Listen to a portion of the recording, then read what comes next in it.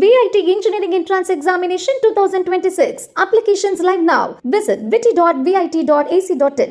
ஆரோக்கியமும் அறுசுவையும் சங்கமிக்கும் மாபெரும் FMCG எக்ஸ்போ அண்ட் ஃபுட் பஜார் 2025 நாள் டிசம்பர் 26, 27 மற்றும் 28 தேதிகளில். இடம் சென்னை ட்ரேட் சென்டர் நந்தம்பாக்கம். அனைவரும் வருக, அனுமதி இலவசம். வங்கதேசத்தில் கடந்த ஆண்டு நடந்த மாணவர் போராட்டம் கலவரமாக மாறியது. 1500க்கும் மேற்பட்டோர் உயிரிழந்தனர். பிரதமர் பதவியை ராஜினாமா செய்துவிட்டு ஷேக் ஹசீனா தப்பி ஓடினார். அவருக்கு இந்தியா அடைக்கலம் கொடுத்தது. வங்கதேச அரசின் இடைக்கால தலைவராக பொறுப்பேற்ற முகமது யூனிஸ் வங்கதேசத்தில் பொது தேர்தலை நடத்த முயற்சித்தார். அதன் பலனாக அடுத்த ஆண்டு பிப்ரவரி 12ஆம் தேதி பொது தேர்தல் நடக்க உள்ள நிலையில் மீண்டும் ஆங்காங்கே வன்முறை சம்பவங்கள் நடந்து வருகின்றன. இந்த கலவரங்களுக்கு ஷேக் ஹசீனா ஆதரவாளர்கள்தான் காரணம் என பாதுகாப்பு படையினர் கூறி வரும் நிலையில் ஹசீனாவுக்கு எதிராக நடத்தப்பட்ட போராட்டத்திற்கு தலைமை வகித்த மாணவர் அமைப்பின் தலைவர் ஷெரீப் உஸ்மான் ஹாடி சுட்டுக் கொல்லப்பட்டார்.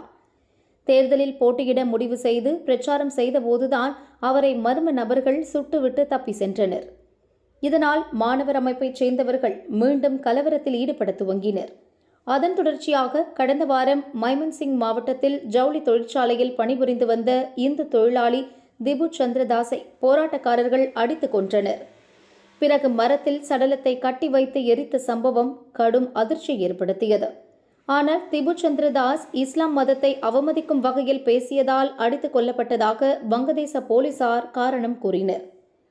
இந்து இளைஞர் கொல்லப்பட்டதை கண்டித்தும் சிறுபான்மையினரை பாதுகாக்க தவறிய வங்கதேச அரசை கண்டித்தும் இந்தியா முழுவதும் போராட்டங்கள் நடந்தன. அதைத் தொடர்ந்து திபு சந்திரதாஸ் குடும்பத்தினருக்கு ஆறுதல் கூறிய முகமது யூனிஸ் குடும்பத்துக்கு தேவையான எல்லா உதவிகளையும் செய்வதாக உறுதியளித்தார்.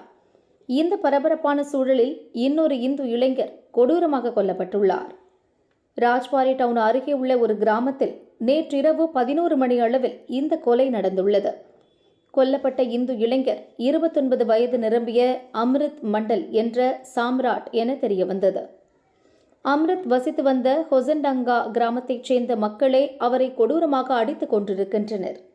திபு சந்திரதாஸ் அடித்து கொல்லப்பட்ட சம்பவத்தால் உண்டான அதிர்ச்சி அடங்குவதற்குள் இன்னொரு இந்து இளைஞர் கொல்லப்பட்டிருப்பது வங்கதேச இந்துக்கள் மத்தியில் இன்னொரு அதிர்ச்சி அலையை ஏற்படுத்தியிருக்கிறது. இந்நிலையில் கொல்லப்பட்ட இளைஞர் அம்ரித் மண்டல் ஒரு ரவுடி என வங்கதேச போலீசார் தெரிவித்துள்ளனர். அம்ரித் மண்டல் தலைமையில் ஒரு ரவுடி கும்பல் செயல்பட்டு வந்தது. அந்த கும்பல் அதே கிராமத்தைச் சேர்ந்த ஷாஹிதுல் இஸ்லாம் என்பவரை மிரட்டி பணம் பறிக்க முயன்றது. கொள்ளையர்கள் மிரட்டுவதாக ஷாஹிதுல் இஸ்லாம் குடும்பத்தினர் கதறியதை அடுத்து ஊர் மக்கள் திரண்டு வந்தனர். அம்ரித் மண்டலை தவிர மற்றவர்கள் தப்பி ஓடிவிட்டனர். அதனால் கிராம மக்கள் ஆவேசத்துடன் அம்ரித் மண்டலை அடித்து கொன்றுவிட்டனர் என வங்கதேச போலீசார் கூறுகின்றனர். வங்கதேசத்தில் கடந்த ஆண்டு கலவரம் நடந்தபோது அம்ரித் மண்டல் நாட்டை விட்டு தப்பிச் சென்று இந்தியாவுக்குள் புகுந்துவிட்டதாக போலீசார் கூறினர். கலவரம் ஓய்ந்த நிலையில் மீண்டும் ஹொசண்டங்கா கிராமத்துக்கு திரும்பி குற்றச் செயல்களில் ஈடுபட்ட போதுதான் மக்கள் அவரை அடித்து கொன்றதாக போலீசார் கூறுகின்றனர். அம்ரித் மண்டல் மீது ஒரு கொலை வழக்கு உள்ளிட்ட 2 குற்ற வழக்குகள் இருப்பதாக ராஜ்பாரி உதவி போலீஸ் கமிஷனர் தெப்ராதா சர்கார் கூறினார். ஆனால் இந்த சம்பவத்துக்கு வங்கதேச இடைக்கால அரசு கண்டனம் தெரிவித்துள்ளது. எந்த ஒரு சட்டத்திற்கு புறம்பான நடவடிக்கையும் அரசு ஆதரிக்காது. வன்முறை கும்பல் சட்டத்தை கையில் எடுப்பதை அனுமதிக்க மாட்டோம். இந்த சம்பவத்தில் தொடர்புடைய அனைவர் மீதும் உரிய சட்ட நடவடிக்கை எடுக்கப்படும். அது தொடர்பான விசாரணை நடந்து வருகிறது என வங்கதேச அரசு கூறியுள்ளது. ஆனால் இந்துக்களின் பாதுகாப்பு கேள்விக்குறியாகிவிட்டது என இந்தியா மீண்டும் கண்டனம் தெரிவிக்கும் என்ற அச்சத்தில் வங்கதேச போலீசார் உண்மைகளை திரித்து கூறுவதாக மனித உரிமை ஆர்வலர்கள் குற்றம் சாட்டுகின்றனர். கொல்லப்பட்ட அம்ரித் ஒரு ரவுடி என போலீசார் கூறினாலும் கூட இப்போதைய கலவரச் சூழலில் ஒரு இந்து இளைஞர் கொடூரமாக கொல்லப்பட்டிருப்பது சிறுபான்மையினரான இந்துக்கள் மனதில் அச்சத்தை ஏற்படுத்தியுள்ளது.